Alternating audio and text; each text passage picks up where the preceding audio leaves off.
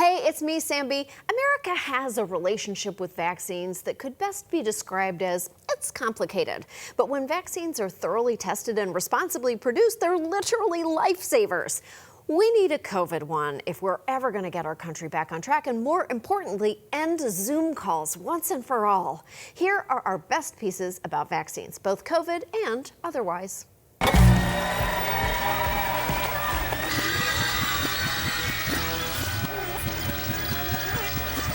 Some rare good news. Tech companies are actually starting to fight anti-vaccination propaganda. The Greater Good is a documentary challenging the scientific consensus that vaccines are safe. It's one of at least 5 films that Amazon apparently pulled from its popular streaming video service. Facebook has pledged to reduce the ranking of pages that spread misinformation about vaccines.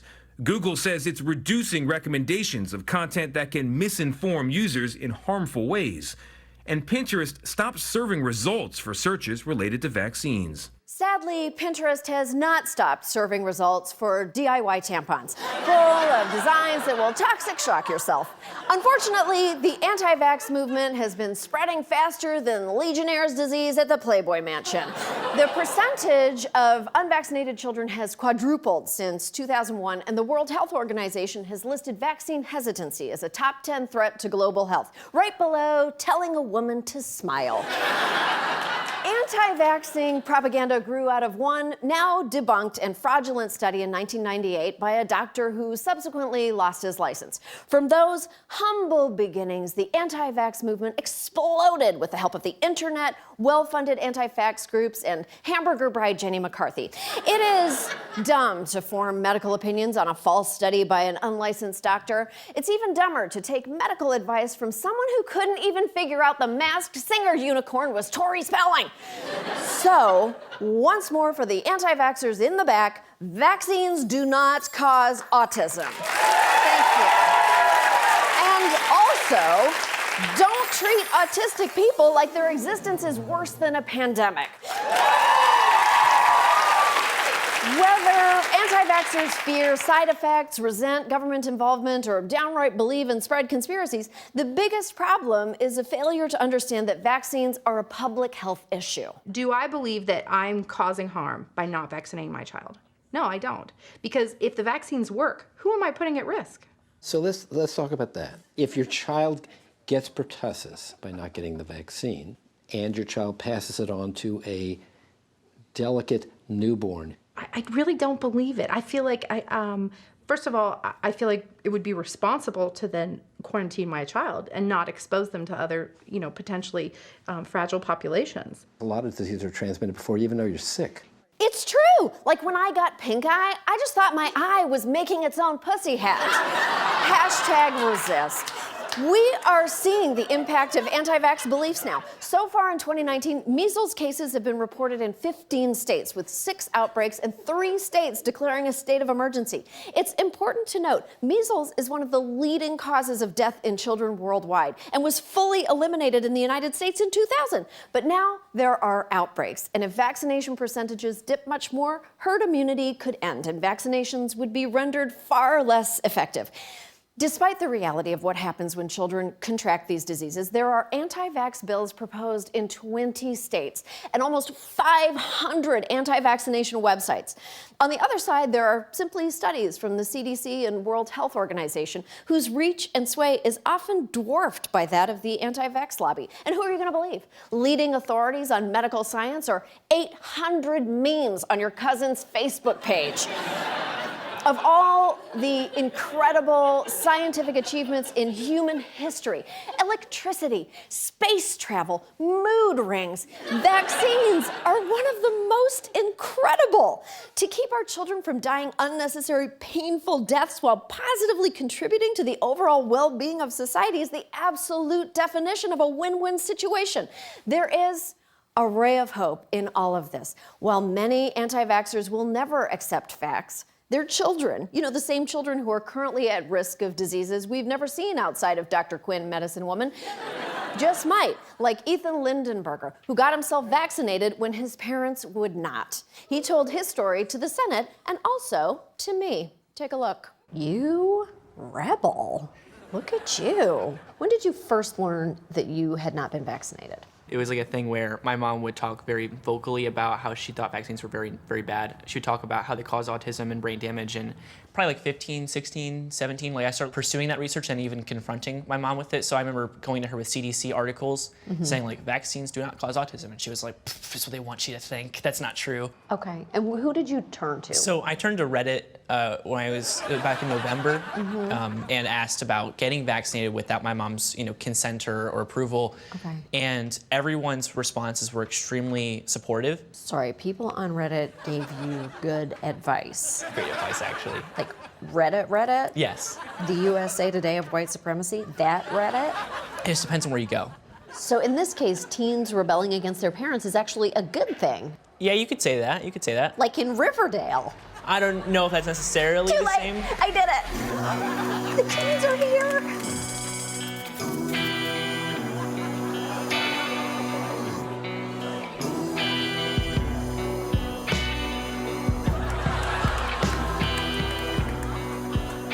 Hey, Sam. Oh my God, Archie, are you hurt? The opposite, actually. I got vaccinated. Vaccinated? I don't do that stuff. My parents don't approve. I looked online and realized I didn't want to die from tuberculosis. I would rather die in a more normal way, by a cold. Wow, you make vaccination sound so cool. Maybe it is bad to get diseases from the Middle Ages. Just another day in full Fronterdale. Archie and Sam finally know the truth about vaccinations. Just hope everyone else opens their eyes before it's too late. You know we can hear you, right? Sam, Mom. I heard you've been getting wrapped up in vax talk, Samantha. How could you not tell me that vaccinations are good for me? Don't disrespect me. Too late. How could you do this to me?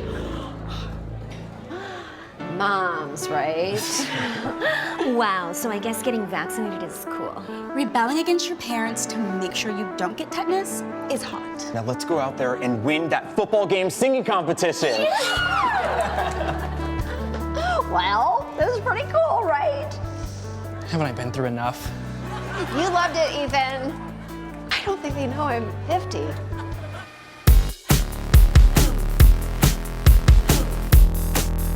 Americans are as desperate for an end to this nightmare as they are for this one. Unfortunately for us, the first one is in charge of defeating the last one.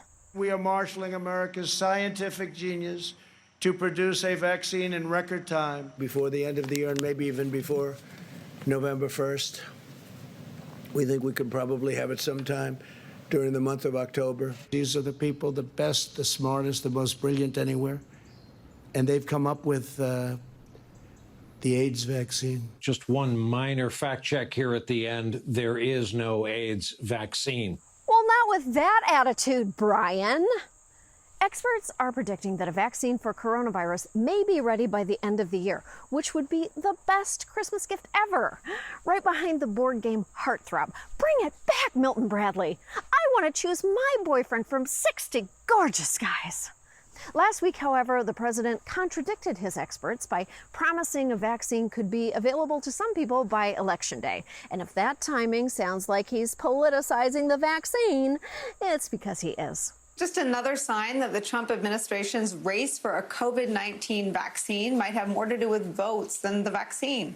The government's own CDC now telling states to prepare for large-scale vaccine distribution by November 1st. That is 2 days before the presidential election. To push this out a couple days before the election is absurd and reckless, in my opinion, and this is all about politics. Pushing out a vaccine too soon is reckless, but so is doing an interview in front of what I assume is a hand-painted portrait of Dr. Fauci. Girl, what kind of paint night was that? Even weirder, Fauci posed for it nude. They painted a shirt on him because his body was just too distracting. Trump wants the vaccine to be his October surprise, not to be confused with Trump's regular October surprise, a ghost. Look, we need a COVID-19 vaccine. It could save millions of lives, help rescue the global economy, and let me get back to doing what I like to do best, going to Yankee Candle, picking up all the candles, wet sniffing them, and putting them back on the shelf for someone else to buy.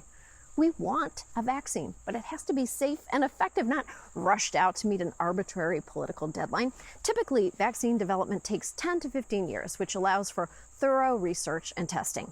Scientists hope to shatter that by developing a vaccine in less than 1 year. That's lightning fast, totally unheard of, and only imaginable because many countries are united. I mean, like, kind of. In the race to find a cure for COVID-19, the Trump administration says the U.S. will not participate in a global effort to develop a vaccine. In a statement to NBC News, the White House said in part, quote, "The United States will continue to engage our international partners to ensure we defeat this virus, but we will not be constrained by multilateral organizations influenced by the corrupt World Health Organization and China."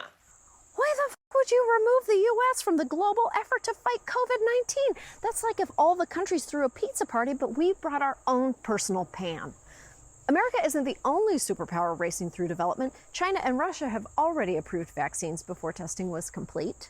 The Chinese have approved a vaccine for their military, again without a phase 3 trial. In the global race for a coronavirus vaccine, Russia said today it's already won, even though it hasn't completed phase 3 trials. The vaccine is officially called Sputnik V for vaccine.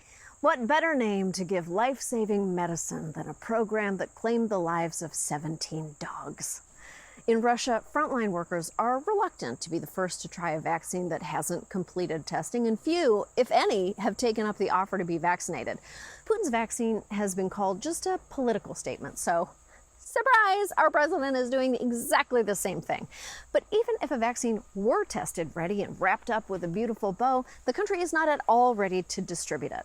While the U.S. has committed more than $10 billion to develop the vaccine, so far it's allocated exactly $0 toward getting it to people. We're looking at getting more Americans vaccinated and potentially with 2 doses. So many more doctors, clinics, pharmacies are needed to get to everyone. We need to get them trained. We need to make sure they understand how to store the vaccine. Most importantly, we need to make sure there are enough stickers and lollipops for not crying when you get your shot.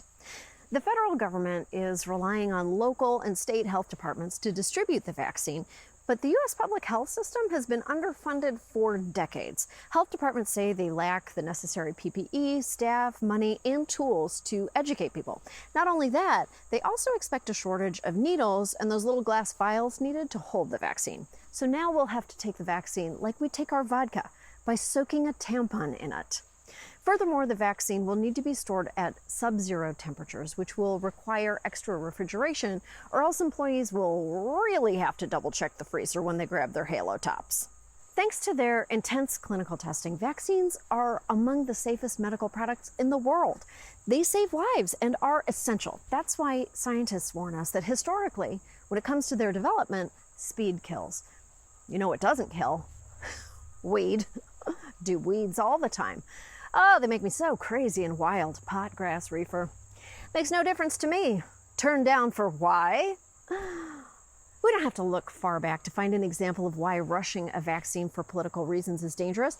In the 70s, Gerald Ford responded to an outbreak of H1N1 by skipping over protocols and rushing out a swine flu vaccine right before the 1976 election. It resulted in hundreds of people developing Guillain-Barré syndrome, which attacks the nerves. Not to be confused with Ghislaine-Maxwell syndrome, which, if you have, the president wishes you well. It's obvious why we should be relying on health experts here, not the president, and not just because he considers potato buns to be a vegetable. Even the pharmaceutical companies agree we need data. Wall Street Journal reports several companies working to develop vaccines are taking an unusual step. The companies, which include pharmaceutical giants like Pfizer, Moderna, and Johnson & Johnson, will also refrain from submitting any vaccines for federal approval until there is sufficient data to prove the shots are safe. It's crazy that we're living in a world where we're relying on drug companies to be the good guys. In the past, the best they've done is give some people boners for 4 hours. It may be dangerous, but also, it's funny. Trump sees a vaccine as the silver bullet for his re-election, but a vaccine shouldn't be tied to what happens in November. To end this pandemic, we have to put our faith in public health officials, regardless of how distracting their hot bods are.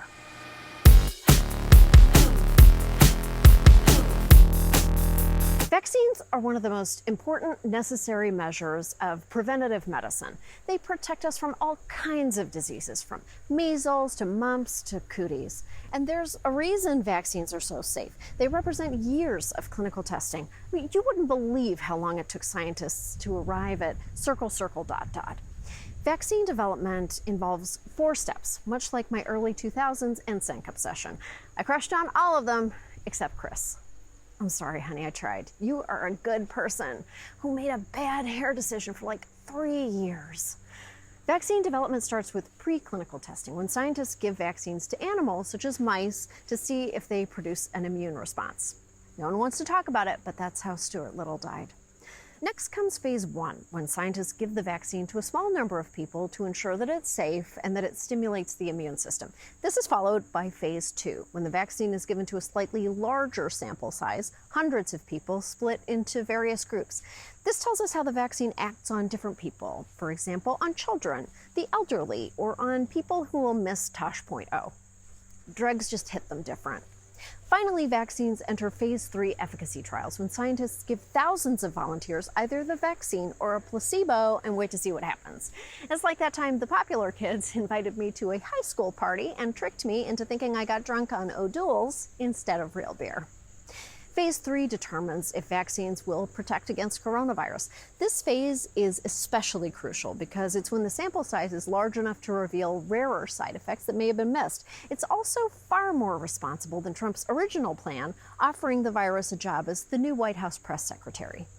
In order to accurately predict how the vaccine will work, it has to be tested on thousands of people of different ages, ethnicities, sexes, and body sizes. But alarmingly, early COVID-19 vaccine trials have lacked diverse participants. A critical piece of effective trials is having a diverse population of volunteers to ensure that the vaccine is safe and effective for all populations. And right now, some trials may be falling short. Pfizer, amidst their ongoing phase 3 trial, announced that only 19% of their volunteers were Black or Hispanic. These numbers have disappointed some health officials. Out of 45 participants, I was one of 2 Black individuals who participated. Jesus, there was more diversity at the annual speed dating Poutine Fest in Toronto. Those were great nights. As they say in Canada, if the poutine is filling, the poontang is willing. Unlike moleskin notebooks or the movie Greenberg, the COVID-19 vaccine isn't just for white men. Recruiting Black volunteers for testing may be harder due to the country's history of forced medical testing on Black Americans, which has resulted in distrust of the medical industry. But Black Americans are twice as likely as white Americans to die from COVID-19, and that's why it's so important that they're represented in the trials. If just one person has a serious adverse reaction in a vaccine trial of 1,000 participants, it means more than 300,000 people could experience adverse reactions if everyone in America took it. At least when KFC tested out their donut chicken sandwich, they only risked the RoboCop kernel. I think it was weird for many reasons, but especially because feeding chicken to a RoboCop will kill him. Historically, vaccine testing moves slowly because the human body responds slowly. The vaccines most likely to be distributed in the coming months are mRNA vaccines. They're a brand new kind of vaccine that deploy a tiny snip of genetic code called messenger RNA to trigger the immune system. They're attractive because they may be cheaper, easier, faster to manufacture, and that. This breakthrough science is exciting, and we need this vaccine, but we also need to devote enough time to make sure it's safe. It's going to take at least a year follow-up to know a vaccine is safe. So we're not going to know the most important thing for our children and our older people who are going to be sensitive when you're taking this to whether it's safe or not. You just aren't going to know. I must warn that there's also the possibility of negative consequences, where certain vaccines can actually enhance the negative effect of the infection. That warning is so stressful, even Fauci couldn't look us in the eye to say it. Either that or his notes included a diagram of that hot ass. Just as we need the vaccine to be safe, we also need people to trust it. In order for it to be effective, an estimated 200 million Americans have to take it. And folks, it is not looking so good. Here's the NBC News SurveyMonkey poll.